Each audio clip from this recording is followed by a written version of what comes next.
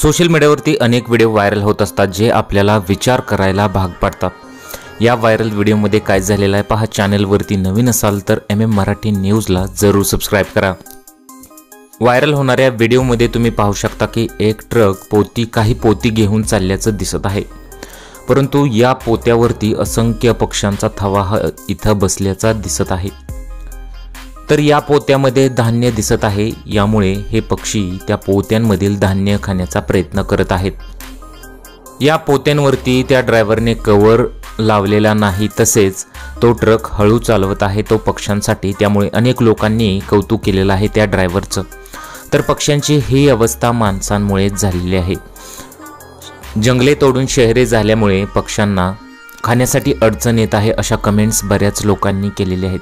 सध्या सोशल मीडियावरती या घटनेचा व्हिडिओ प्रचंड प्रमाणात व्हायरल झालेला आहे।